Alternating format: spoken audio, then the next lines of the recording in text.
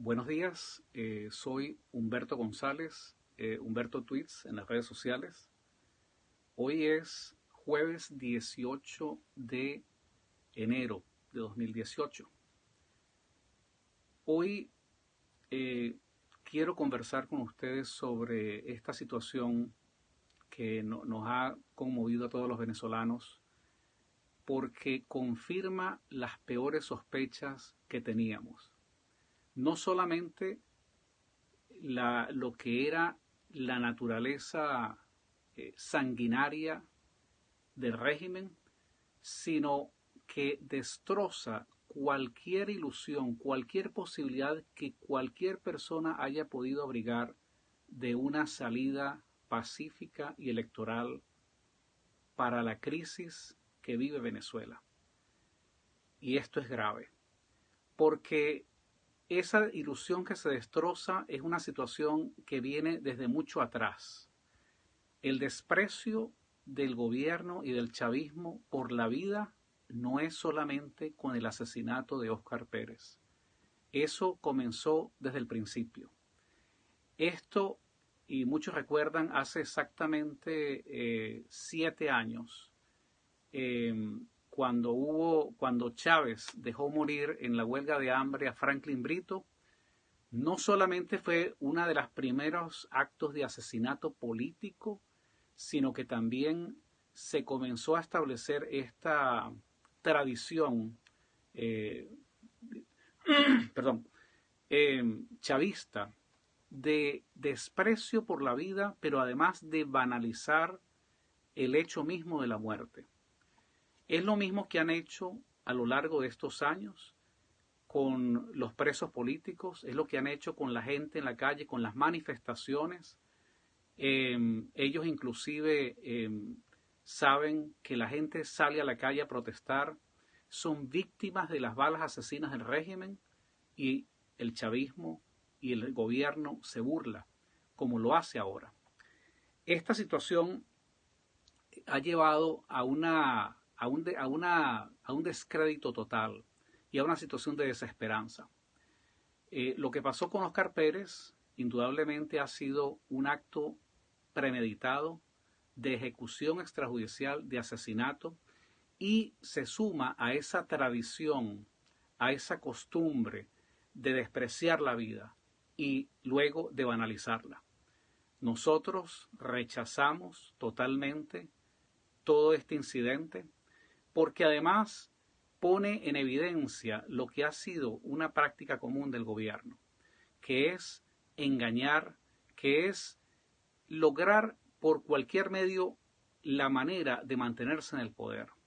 Y esto es justamente lo que queda como evidencia con esta situación. Esta ejecución fue dolorosamente presenciada a través de las redes sociales prácticamente a escala planetaria. No hay manera, si antes había la sospecha, ahora hay la prueba, no hay la manera de que el gobierno pueda negar que efectivamente se trató de una ejecución. Todos ustedes vieron los videos, a mí no me lo contaron, yo los vi también y me sentí como si hubiese estado allá, cuando desde las primeras horas de la mañana, Óscar Pérez y varios miembros de su grupo invocaron la paz, pero no la paz de Maduro, sino la paz y la voluntad de entregarse. Ellos estaban rendidos y esos mensajes le llegaron al gobierno.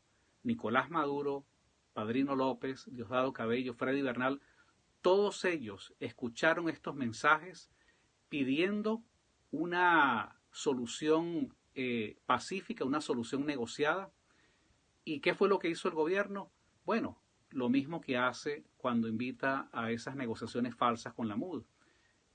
Los crearon unas distracciones allí mientras ellos lograban apertrecharse, y ya en el momento en que habían decidido que esta ejecución debía darse, tuvieron la desfachatez, tuvieron realmente la actitud cínica, con sangre fría, de decirle a Óscar Pérez y a su grupo que la orden que tenían era de asesinarlos. Y en ese momento salieron varios mensajes que ellos grabaron dirigidos a sus familias, donde prácticamente ellos, sabiendo el destino que les esperaba en los minutos siguientes, se despiden de sus familias y dejan testimonio de lo que ha sido una de las masacres más lamentables, más despreciables que haya perpetrado el gobierno de Maduro, que es el mismo gobierno de esa pandilla chavista cívico-militar.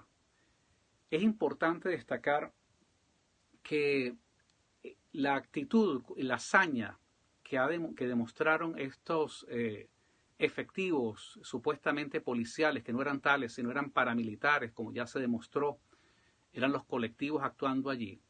En primer lugar, no es como dijo el ministro Reverol, que habían hecho un uso progresivo y diferenciado de la fuerza, porque lo vimos todos en los videos.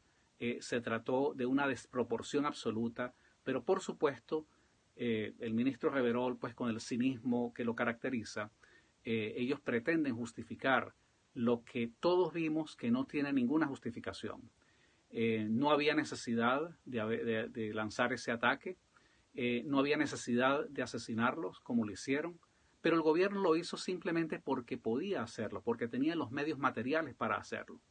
Y esto tiene que llevarnos a contrastar lo que de alguna manera podríamos calificar como la filosofía política o la filosofía militar y policial de Óscar Pérez.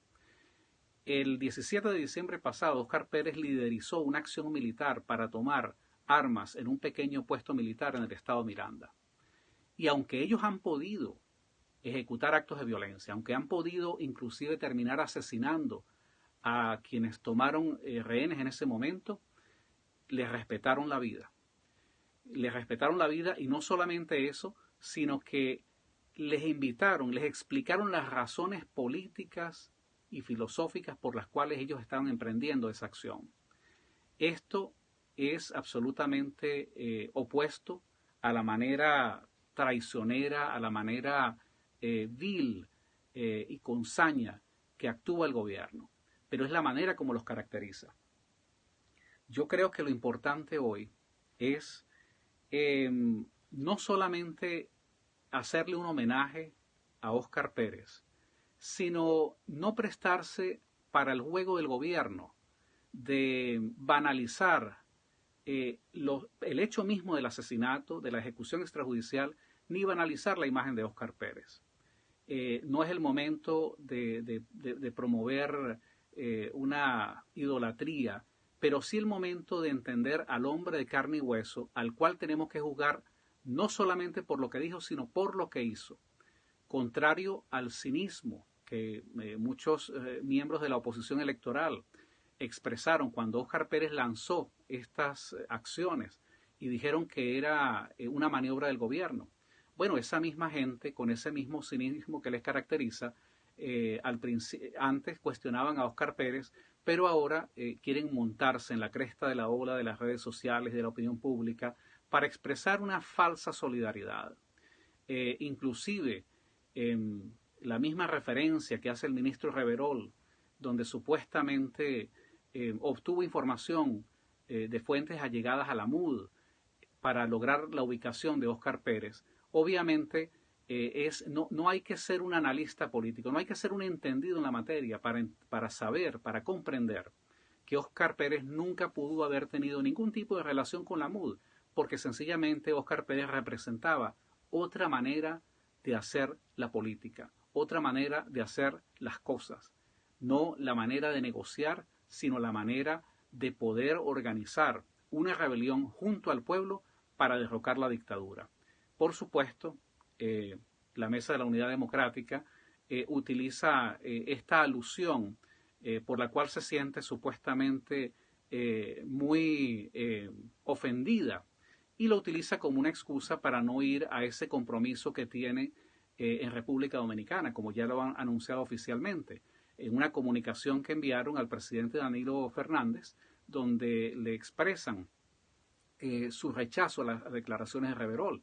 Por supuesto, en el último párrafo de la carta, aprovechan toda esta circunstancia para decir que en realidad la preocupación que tienen son por los aspectos metodológicos de una negociación que ellos quieren seguir manteniendo con el régimen.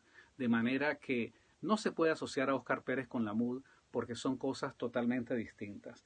Yo creo que acá lo importante es, como lo he titulado para este mensaje de hoy vía Periscope, es ver qué consecuencias va a tener el asesinato de Óscar Pérez en el desarrollo político y en la situación militar de Venezuela.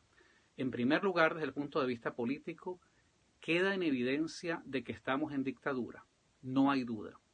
En segundo lugar, queda en evidencia que no hay manera de negociar con un régimen, con una dictadura asesina, porque sencillamente cualquier negociación va a conducir a un resultado fatal, como el caso justamente el incidente donde Óscar Pérez ha sido asesinado, bajo engaño, bajo falsas premisas, y es algo de lo cual hemos sido testigos.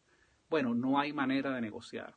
Y en tercer lugar, que la única forma de poder salir de esta situación que tenemos, no hay manera de ir a una vía electoral que no tiene ningún tipo de garantías, porque ya sabemos que el régimen está dispuesto a hacer lo que sea para mantenerse en el poder, inclusive, de ser necesario, como ya lo hemos visto, asesinar de manera pública sin ningún tipo de remordimiento.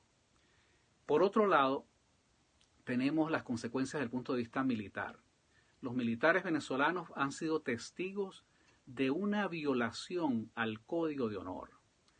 Esa gente que actuó perpetrando este asesinato no pueden llamarse militares. Y si son militares, son unos militares desnaturalizados que nunca tuvieron la formación de la doctrina militar, donde es un principio prácticamente sagrado en el Código Militar que la vida de un militar, de un ejército enemigo, una vez que ese militar se ha rendido, esa vida se debe proteger y se debe respetar. Pero obviamente acá hubo un desprecio por la vida, un desprecio por esos principios, por esa doctrina militar. Y quienes todavía se mantienen dentro de las Fuerzas Armadas y que son parte de ese descontento que hay, tienen que ver que de la misma manera como el gobierno actuó asesinando a Óscar Pérez, lo va a seguir haciendo, porque eso es justamente lo que a ellos les permite seguir propagando esta ola de miedo sobre la cual ellos quieren mantenerse en el poder.